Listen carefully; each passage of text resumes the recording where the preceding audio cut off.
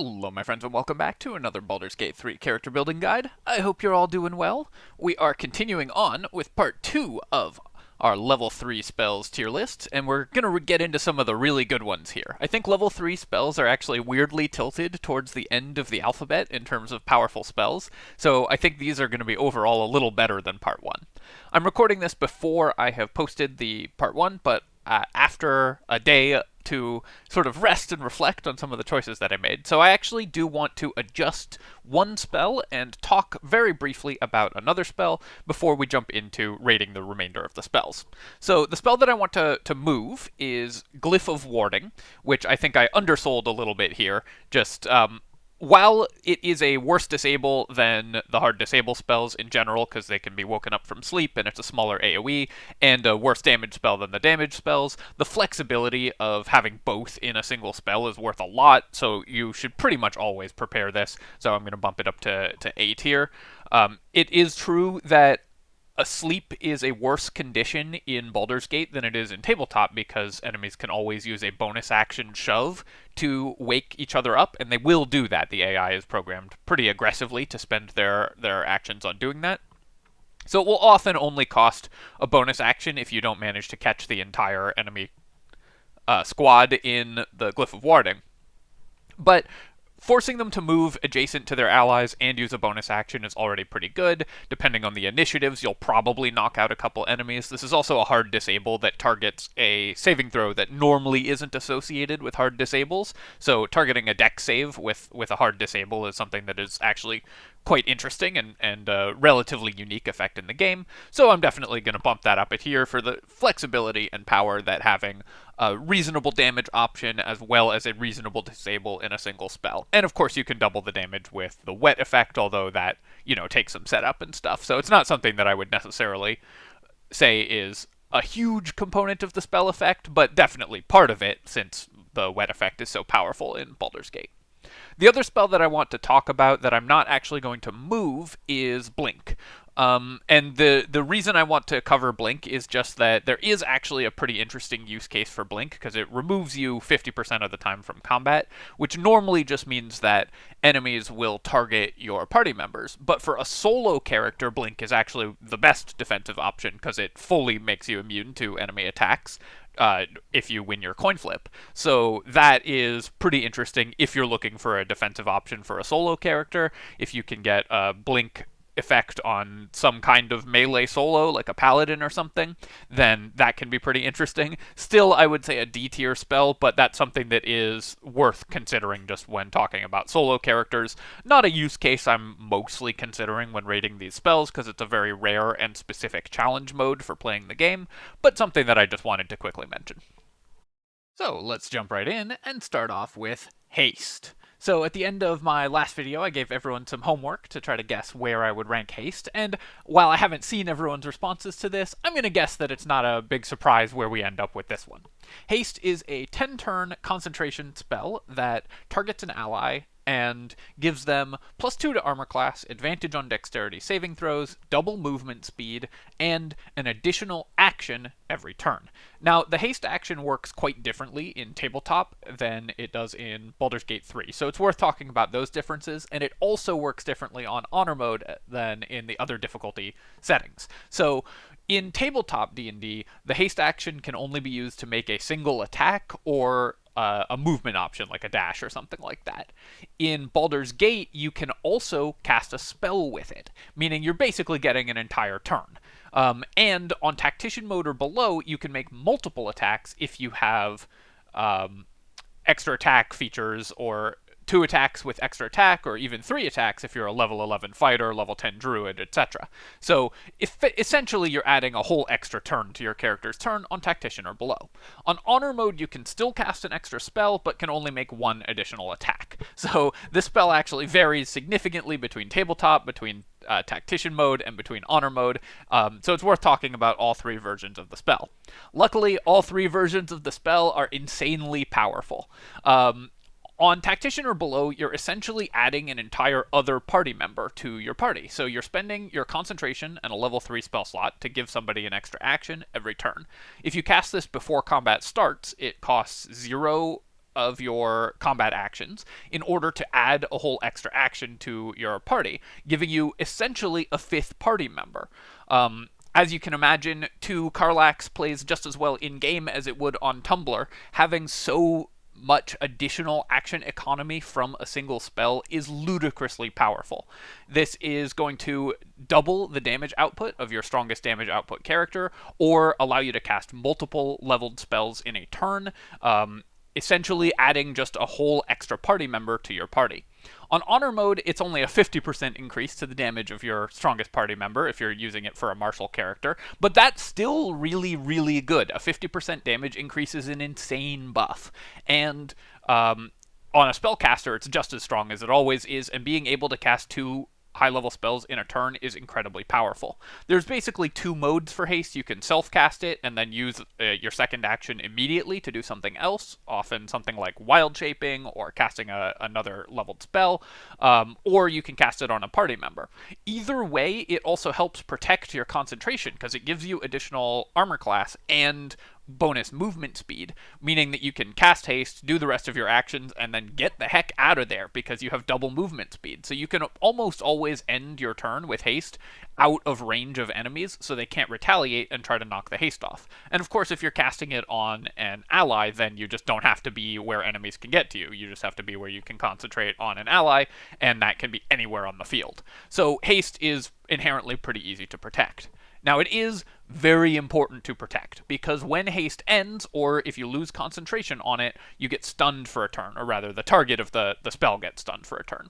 This means that in the worst case scenario, where you have to cast Haste during combat, so you spend a combat action, and then you immediately lose concentration on it, you effectively are -1 action as a result of casting Haste. So you cast it, that costs an action, you get your Haste action, so that refunds that action, but then you lose concentration and lose a turn as a result of the lethargy effect, meaning that you're -1 action.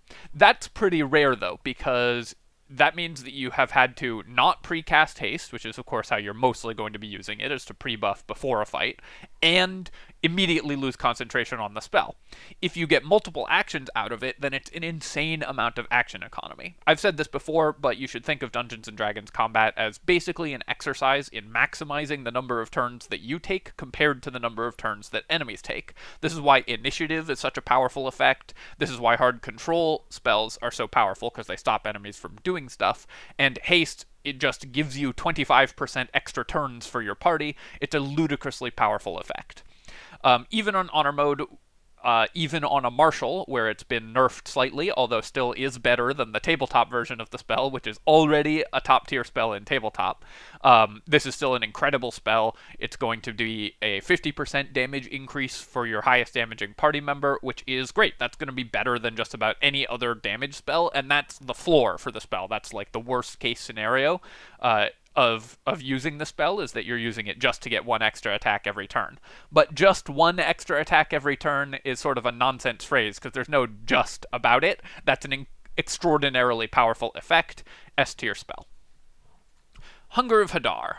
Hunger of Hadar is a warlock spell, concentration, that creates a 20-foot radius cloud on the ground that does some damage. And blinds. So this will do 2d6 cold damage at the start of characters' turns, 2d6 acid damage at the end of characters' turns that end their turn inside the cloud. It also turns the whole area of the cloud into difficult terrain and blinds everything in the cloud with no save. No save blinds are very powerful, as we learn from Fog Cloud and Darkness and so on. The damage is medium, and unlike other damage spells, this one other like AoE damage spells, this one doesn't double dip in Baldur's Gate. You actually do only take the damage at the start of your turn, not when you enter the effect, and at the end of your turn, and it's actually at the end of the character's turn, unlike a lot of effects that say they're at the end of the character's turn in BG3 that actually happen at the beginning for some reason. I'm still not sure exactly why they chose to do that, but Hunger of Hadar actually does work the way it's supposed to in the description of the spell.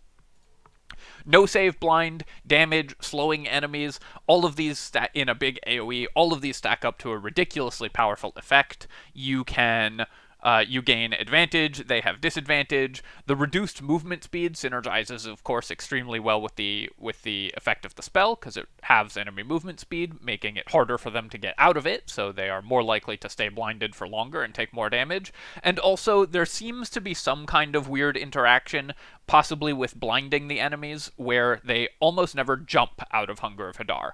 Enemies seem to be programmed to jump out of AoE spells or over difficult terrain pretty frequently, but Hunger of Hadar, for some reason, they don't do that. In my experience, I don't know if others' experience has been the same, but compared to other AoE spells, they just sit in there. The AI just sits in there and takes the damage turn after turn, or tries to waddle slowly out using their reduced movement speed.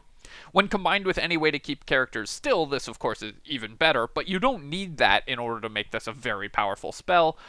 This spell is an absolute mainstay for Warlocks. I think it would almost always be a mistake not to take it. And in fact, these 3 S-tier spells that we've named, because it's going in S-tier, are the 3 best spells to take for magical secrets for a bard. I think you're almost always going to take 2 out of these 3. You'll pretty much 100% take Counterspell and then 1 of Haste or Hunger of Hadar, depending on what you want your bard to do, whether you have access to those spells from elsewhere in your party. But these are just some of the best spells in the game. Hunger of Hadar deserves its place at the top. Excellent spell. Hypnotic Pattern.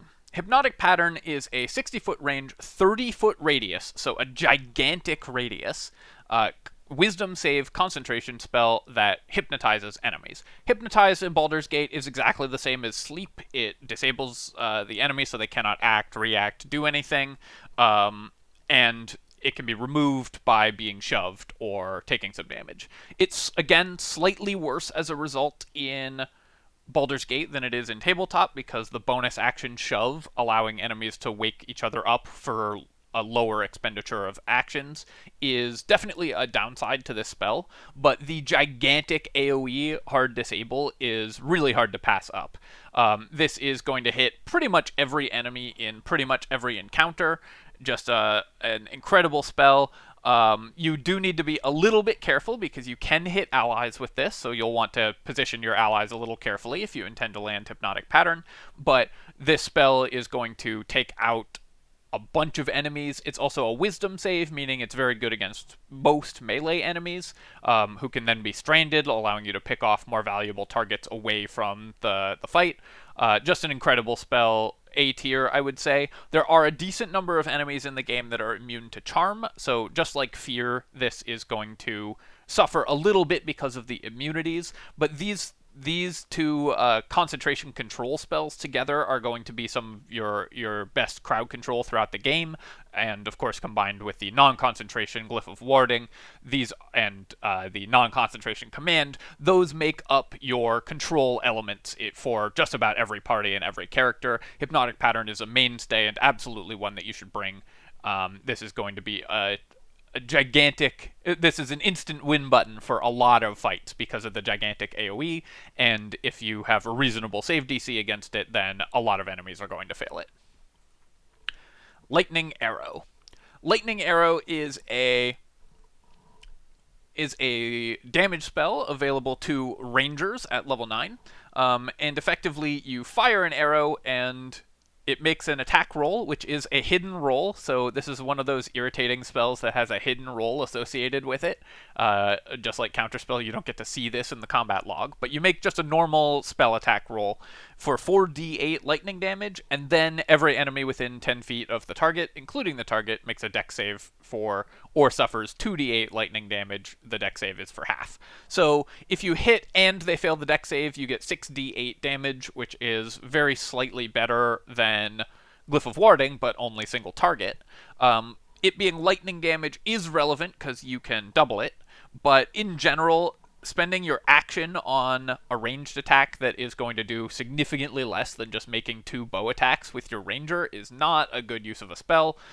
Rangers are, first and foremost, martial characters, and so you are less likely to hit with this because it uses your wisdom to make the spell attack, since it's a spell attack, not an attack, and you probably won't have incredible wisdom on your ranger, and enemies are likely to make their saves, because, again, you won't have incredible spell DCs on this, so this is very likely to just do nothing, and even if it does something in sort of the best case scenario against a wet enemy, you are spending your action to deal 12d8 damage, which is not a bad amount of damage when doubled, but not that much more than just making 2 weapon attacks with a well-built ranger.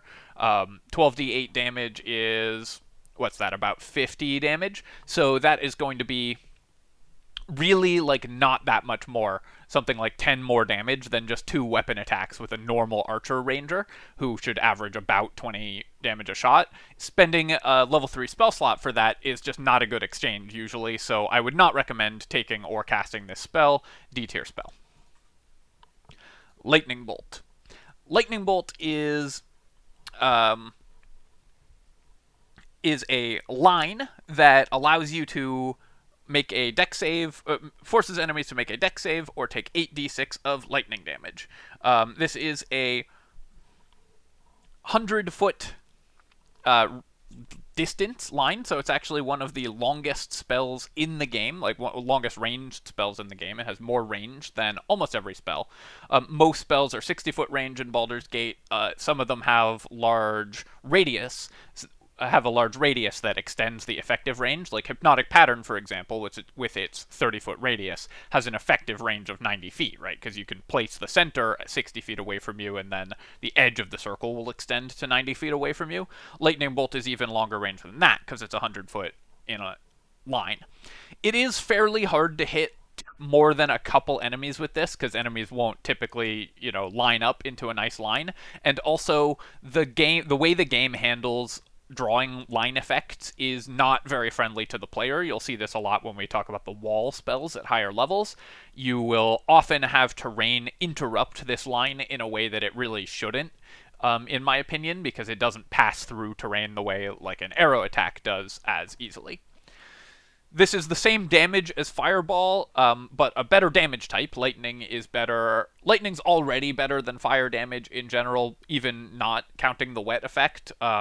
But the fact that you can make enemies wet and double the damage is definitely relevant. So if you're looking for a damage spell, a single target damage spell, this is going to be better. But the fact that it is basically a single target damage spell, maybe you can hit 2 targets with it with good positioning, but that is actually somewhat hard to manage depending on the arena, and you're almost never going to hit 3 or more targets. I would say this spell is a nice, solid B-tier spell. It's just a decent damage spell. In a lightning-focused party, it gets a little stronger, although you, again, have better options. And there's only so good that a damage spell with dex save for half and whatever can be. So the fact that it's long range gives it some uses. The fact that it's lightning damage gives it some uses. But overall, it's not going to be significantly different than preparing Fireball. Fireball's going to hit a lot more enemies, typically. So I would say that Lightning Bolt is just about the same tier. Mass Healing Word. We've already seen Healing Word, and I sure love Healing Word, so probably I'm going to love Mass Healing Word, right? Well, not quite so much. Mass Healing Word is a 60-foot radius spell centered on the caster that is a bonus action to heal for 1d4 plus 1. So basically you're casting 5 healing words in a turn, or 3 healing words in a turn. You're going to hit your entire party with it. Mass Healing Word is normally significantly worse than Healing Word because you don't usually need to heal more than one ally at once. The use of Healing Word is getting allies up from prone, primarily, up from 0 hit points, primarily, and if 2 or more allies are at 0 hit points in the same turn, then something's probably gone pretty horribly wrong, and Mass Healing Word is something that you shouldn't plan around needing because you want to avoid being in the situation where it's actually better than Healing Word in the first place. However, in Baldur's Gate specifically, there's some interactions that change the usefulness of Mass Healing Word as compared to Tabletop. That interaction is the items that give you buffs when you're healed. These are early enough in the game and don't really compete with other characters because Mass Healing Word is available to clerics, and of course bards via magical secrets, who are likely to want the healer-focused items anyways. And because they are easy to access and come early in the game, unlike other items, I think it is worth being able to talk about planning your builds around the healing items. Many times people will talk about items that don't come until Act 3, and it's just not important to plan your build around those specific items, but the healing items come early in Act 1, so your spell selection should actually be significantly affected by the availability of those items. They are the Whispering Promise, the Hell Rider's Pride, and the temporary hit point boots, which I'm blanking on the name of. But basically, if you have all of those equipped, you get 3 temporary hit points, Blade Ward, and Bless on every ally that you heal. And Mass Healing Word applying all those buffs is incredible action economy. Those are obviously insane buffs to apply. All of those are really strong effects. Applying them to your whole party with a single bonus action is super strong. So Mass Healing Word for that specific interaction with items, I'm going to put in A tier. You don't need this spell in order to apply those buffs. Normal Healing Word does just as well a lot of the time, but Mass Healing Word is one that will have a huge impact on your party when you have those items equipped on your character, and those items are very likely to be equipped on the character that gets access to Mass Healing Word. So that's why we want to evaluate those in that this spell in that context. Plant Growth. Plant Growth is a 60-foot range, 20-foot radius ground effect that has no saving throw when enemies are in it and quarters their movement speed, so it's like super difficult terrain. Quartered movement speed is crippling to most enemies. This will stop them from getting anywhere, because most characters have 30-foot movement speed, so that's going to reduce their movement speed to 7.5 feet, barely enough to leave the AoE of even the smallest AoE effect. And it's going to trap them in something like Hunger of Hadar or whatever very easily. Plant Growth is also not concentration, so this effect is quite easy to apply.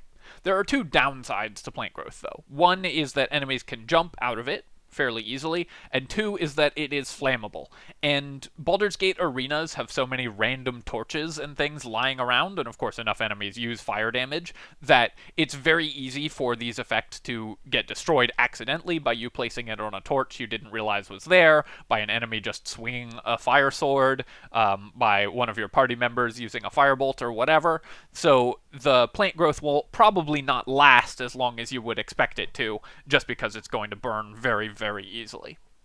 However, a no-save disable, and against melee enemies it is effectively a complete disable, that is also extremely synergistic with ground targeting effects, is very powerful. So while this is an effect that you won't always be able to make 100% use out of, this is an extremely powerful effect. It's a great spell to have prepared, one that you're going to use pretty often. I would say that overall I'm going to put it in B tier because it needs some synergy with other effects in order to work well, and enemies, some of the enemies you really want to hit with it can jump out of it pretty easily. But against the enemies it's good against, it is really, really good against them. And so Plant Growth is definitely a useful spell to have around, one that you are going to keep in your arsenal for the entire game. Something that I should mention, I think, also, is I think people get really upset when I put stuff in B tier because they think that means bad. B tier is good. Those are good spells. Useful spells are good to have. Like, even the C-tier spells are still pretty strong, so don't be too upset if I've put your favorite spell in B tier. Protection from Energy. Protection from Energy is a day-long concentration spell that gives you resistance on an elemental damage type: acid, cold, fire, lightning, or thunder. This is a pretty powerful effect. Resistance is quite good and something that the game gives out fairly sparingly, and there are certain encounters, of course, like it's pretty often that enemies are themed to use certain damage types. Now, some of the most themed enemies in the game also pierce damage resistances. For example, Raphael uses Hellfire, not actual fire, so you can't use fire resistance against him at all. And so that kind of damage resistance piercing does hold the spell back a little bit.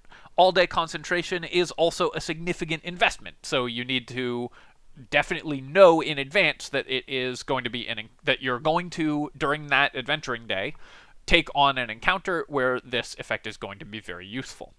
That said, if it's an encounter where the effect is going to be useful, this is a great spell. Damage resistance is pretty nice.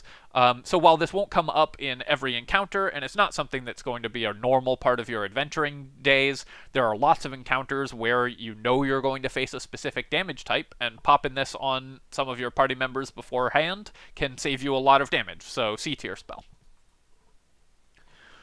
Remove Curse.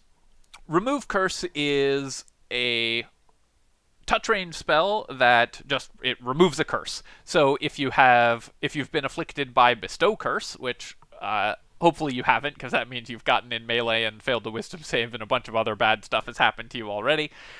You can use it to remove the Bestow Curse. There's also some story curses that you'll get that are removable. This will also remove the Bloodless debuff, although there's lower level ways to do that. So you probably shouldn't use a level 3 spell on removing Bloodless when you have other ways to remove it that are lower level. It also counters Hex, but Hex is a level 1 spell that very few enemies use, if any, so I wouldn't recommend preparing Remove Curse for Hex.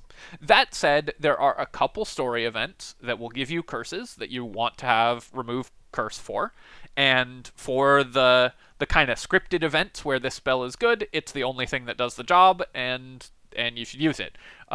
Remove Curse is honestly pretty simple. If you're cursed, then use Remove Curse to get rid of it. If you aren't cursed, don't use Remove Curse. There's really not much more to say about the spell. I think that technically puts it in C tier because there are scripted events where it's okay, but it's not one that you're bringing for actual combat just to get rid of the scripted events. Revivify.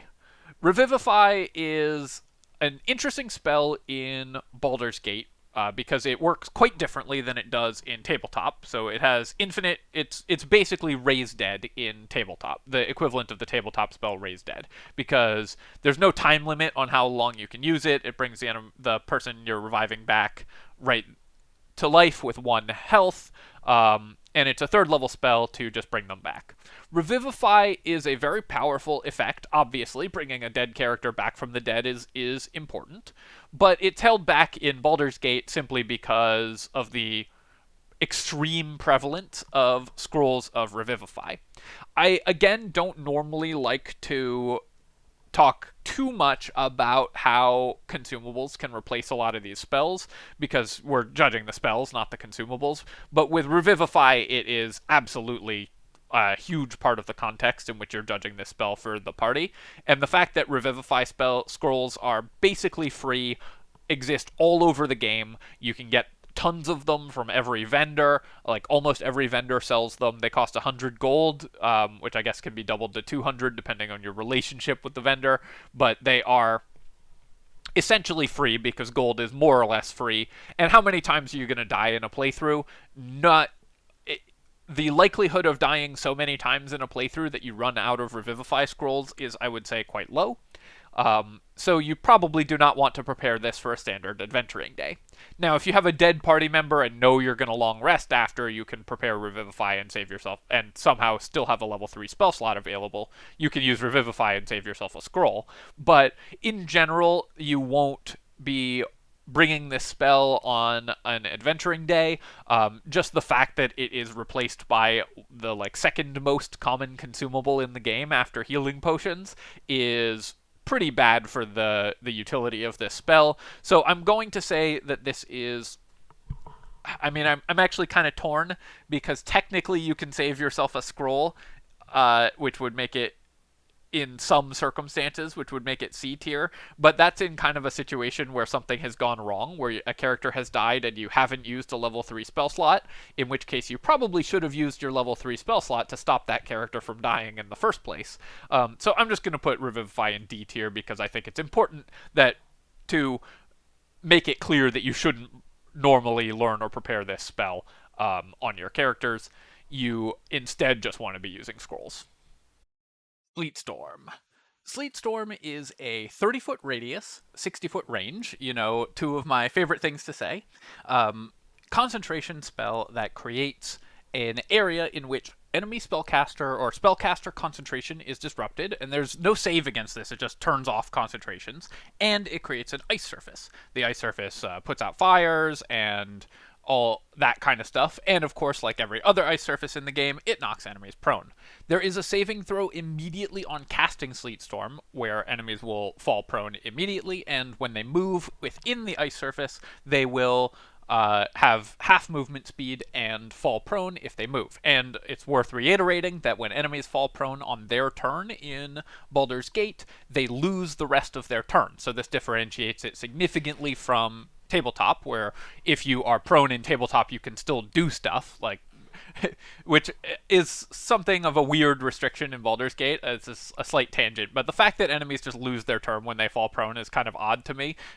You can still do things when you're lying down. I've done it before myself, in fact, and it's odd that everyone in Baldur's Gate just decides to give up every time they slip and fall. But that's how the game works, so that's the context in which we're judging the spell. This is basically an enormous grease spell, and grease is already a very good spell, and the fact that it will knock enemies out of concentration and knock enemies over, giving you advantage on attacks against them, and then also frequently cause them to lose their action on future turns is incredibly strong.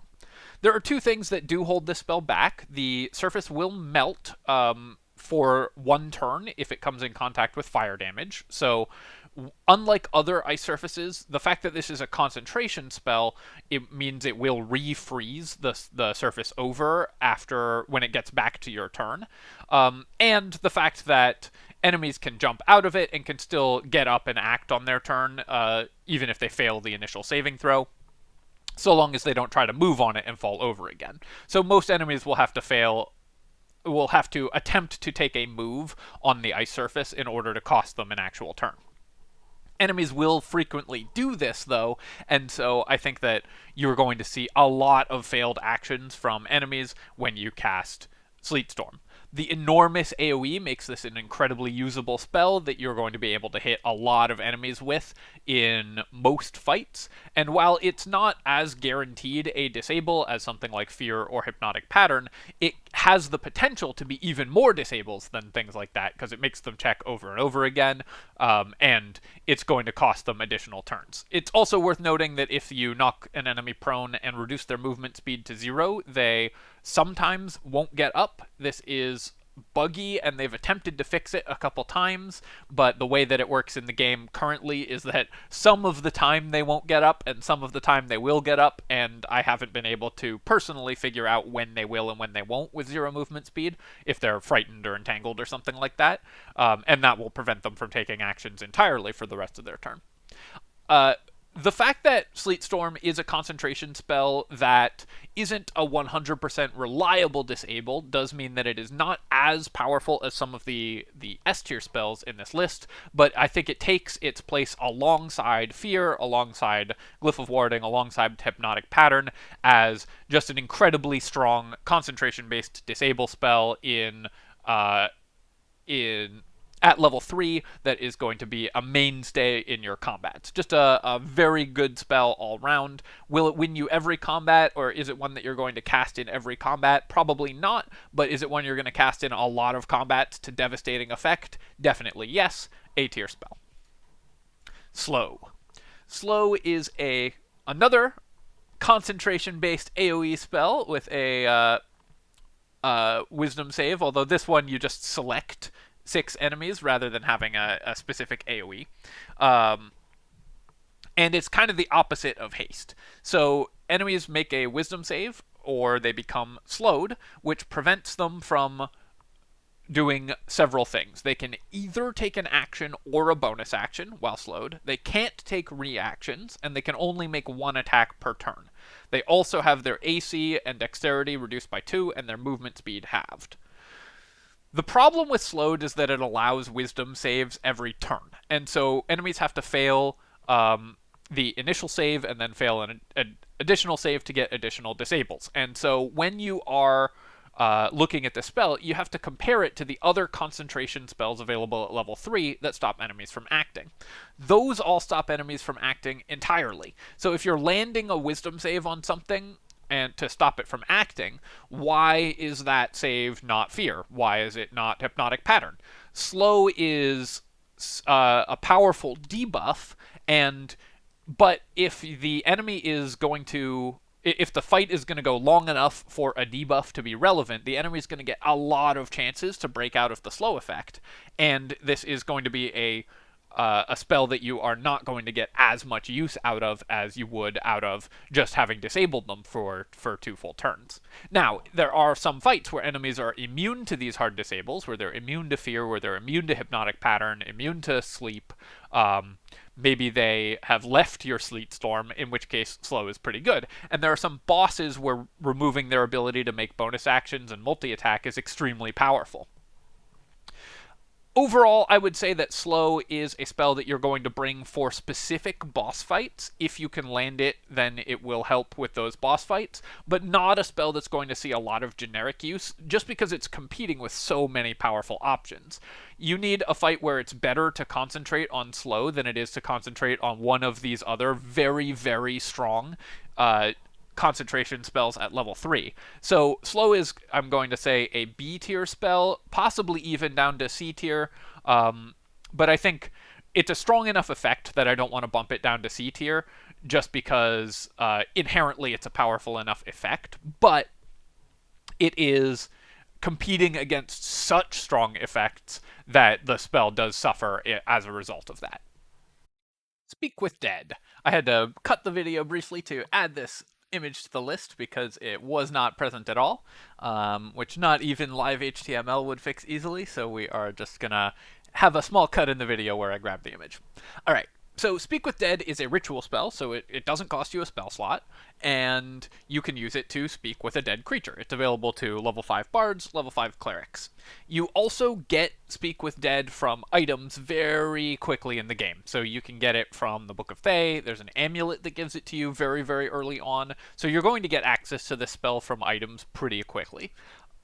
This is purely a utility spell in terms of out-of-combat uses. Obviously, Speaking with Dead can get you answers to questions that you might have. It's like a role-playing spell, pretty much exclusively.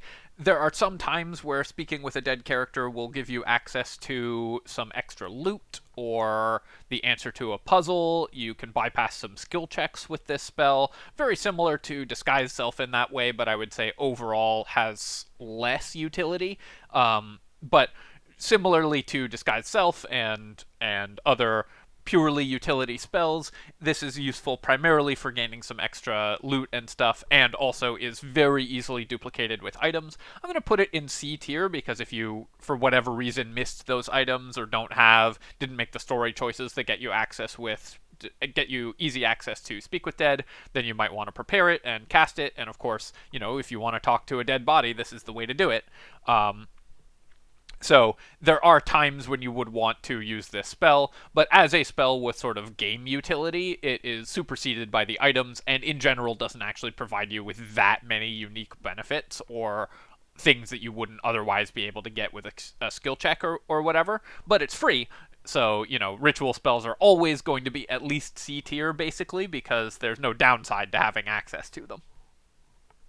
I wouldn't recommend learning this as a bard, because that costs you a real resource, but as a cleric, you're going to want to prepare and cast this frequently if you want to talk to dead creatures and don't have access to the items or whatever that replace it. Spirit Guardians. Spirit Guardians is a concentration spell, lasts for 10 turns, and it's self-cast. It gives you an aura around you, a 10-foot radius aura, that does 3d8 radiant or necrotic damage to enemies who enter it or start their turns there, with a wisdom save for half. So, like a lot of other AoE spells, Baldur's Gate lets you double dip on the damage here. They take the damage when they enter it, so when you cast the spell or move adjacent to those enemies, they'll take the damage, and then they'll take the damage again at the start of their turn. They also get half movement speed when moving through the aura. Now, it's a small enough radius that this isn't going to cost enemies a lot of movement speed, but slowing enemy movement speed is a reasonable bonus to this effect. This spell scales extremely well with your movement speed and your mobility, because the more you can move around the battlefield, the more different enemies you can hit with this spell. And if you have a reasonable amount of movement, you can pretty easily equal or exceed the AoE damage of any of the other AoE spells in the game by casting Spirit Guardians on the first turn of casting it. Radiant damage is also a pretty relevant damage type because there's a lot of enemies who are weak to radiant damage, and it lets you apply radiating orbs from items, which is a very powerful debuff that can stack up to enormous levels on bosses and stuff to give them huge amounts of penalties. But mostly this is just a pure damage spell for clerics, so we just have to look at the numbers. If you are casting this on a single enemy, you're getting 6d8 of radiant damage, which is pretty equivalent to Fireball or whatever in terms of expected damage output. But of course, you're not hitting a single enemy with this, you're hitting multiple enemies, and it keeps going throughout the combat. So this is going to be a lot of damage. The fact that this spell lets you double dip and also hit a bunch of extra enemies, the fact that enemies will take the damage when they try to move to engage your cleric, which can cost them their turn if they're at low health, they move in, they die before they can take their action, adds a lot of value to this spell. So even as a pure damage spell, the fact that it just does so much damage really boosts this spell. And that's what you want from a pure damage spell, is to do so much damage that it actually can win encounters on its own. I think that this spell is not as strong as the other S tier spells, but I'm still going to put it in S tier because I don't think there's a good reason to ever not have it on a cleric. This does lose a little value on a bard, mostly because they're not heavy armored in the same way, so you aren't going to have the same freedom of movement around the battlefield on most bards. You can certainly make a bard build around this, but generally speaking, this is a cleric spell. It combos extremely well with additional mobility from Haste, Long Strider, Enhanced Leap, other effects that you're getting from your party. In order to do an extreme amount of damage, you can push enemies back into the effect, and then they'll take the damage twice. You can always choose which enemy is getting double dipped on the damage, because you get to choose where you end your turn. So you can end your turn next to the enemy you want to take additional damage from it. It also completely sweeps some encounters where there's a lot of low health enemies. The ravens in Act 2 or the rats in Act 3, obviously this spell just instantly wins those encounters with only a single action, and this is also just going to be your cleric's best concentration for a lot of levels. It upcasts really well because it gets an additional d8 damage, but remember, all the damage this spell is doing is doubled against the enemies that you really need to double it against. Just an excellent spell that's going to serve you very well throughout your career. I think that you could put it in A tier, just because it is only damage, but it's so much damage and it's so powerful for clerics that I think we'll put it in S tier. It is competing against clerics' otherwise excellent spell list. It's competing against other concentration options like Fear if you're a Trickery cleric or whatever, but this is still just an incredible spell that you're going to want in many, many encounters. It's going to be your mainstay spell for your cleric for most of the game. Stinking Cloud. Stinking Cloud is another ground targeting spell that creates a 20-foot radius concentration-based effect that nauseates enemies. So it's a constitution save, and it's poison, so enemies who are immune to poison are immune to it. But if they fail the save, then they cannot act. Nauseated is a very, very bad debuff for enemies because unlike the other hard control spells, like Hypnotic Pattern or whatever, there's no way around it. They can't be helped by an ally to break out of Nauseated. However, there are two things that are really holding this spell back. One is Constitution save targeting. Constitution is by far the worst save in the game to target because it's very rare that enemies will have low Constitution saves.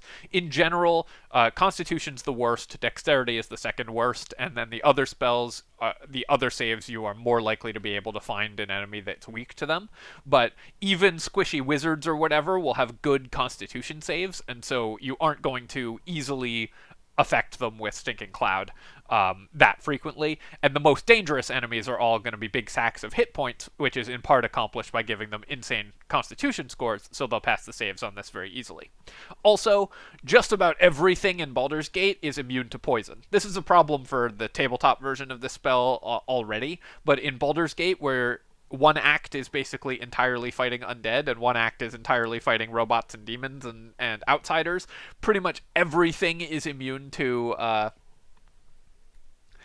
poison, and so Stinking Cloud is just not going to affect enough enemies to be usable throughout a lot of the game. Also, enemies can and will just move out of the AoE if they are, because they can't take actions, but they can still move. So while this will cost them one turn, they are going to just walk out of the spell, and it's very unlikely to cost them multiple turns. If you can land this spell on an enemy who can't move, say they're on top of a plant growth or something along those lines, then it can be devastating if they aren't immune to the poison. But overall, this spell is not going to see a lot of use because so many enemies are immune, enemies can just leave the effect, so you will often be trading your action for just a single action of theirs, which would be a good trade if it was reliable, but it's not reliable because it's a constitution save, so enemies are very likely to make the save.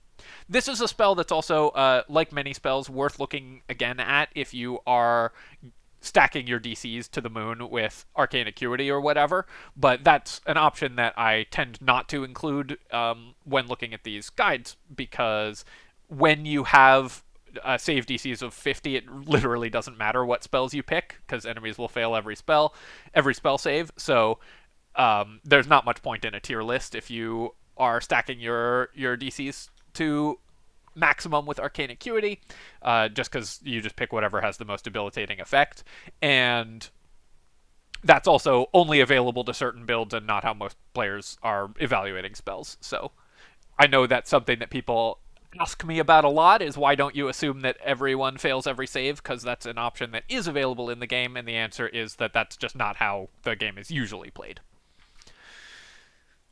Vampiric Touch. Vampiric Touch is a melee range spell that does 3d6 of necrotic damage, and you regain that much, half as many of those hit points. Sorry, I thought it was that many hit points, but it's actually insultingly half that many hit points. So you're gaining, you are healing for a tiny, tiny amount.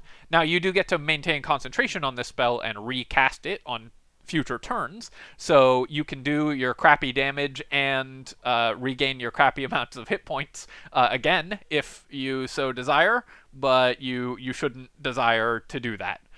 This spell is so low damage, and healing is weak, especially on the characters that get access to this spell, warlocks and wizards, that you are not going to want to use this spell basically ever.